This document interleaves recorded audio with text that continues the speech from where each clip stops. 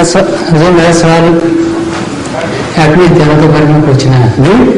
ایٹمی ہتھیاروں کے بارے میں اگر کوئی صحیح اسلامی حکومت ہو تو اس کو کس حد تک کس قسم کی ہتھیار استعمال کرنے چاہیے؟ صحیح اسلامی حکومت کو صحیح اسلامی حکومت ہونے کی ضرورت نہیں. ہاں صحیح ہو یا غلط ہو، ہتھیاروں کا استعمال کے متعلق اصول یہ ہے کہ ہتھیار ہوتے ہیں اپنے ڈیفنس کے لیے، بچاؤ کے لیے ہوتے ہیں جی. اس لیے اگر دشمن کے پاس زیادہ ہتھیار ہیں تو آپ کو بھی زیادہ ہتھیار لینے چاہیے، اگر دشمن کے پاس خطرناک ہتھیار ہیں تو آپ کو بھی خطرناک ہتھیار اپنانے کی کوشش کرنی چاہیے. یہ بنیادی اصول ہے، اس میں اسلام غیر اسلام کا کوئی فرق نہیں ہے. نہیں ایٹمی بم جو ہے وہ تو بڑی بڑی بات ہے.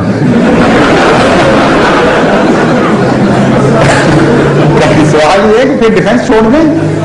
ڈیفنس بھی کہتے ہیں ایٹم کا ہتھیار آپ گلیلوں سے کریں گے، جواب ایٹم کا جواب گلیلوں سے دیں گے، پتھر مار کے دیں گے.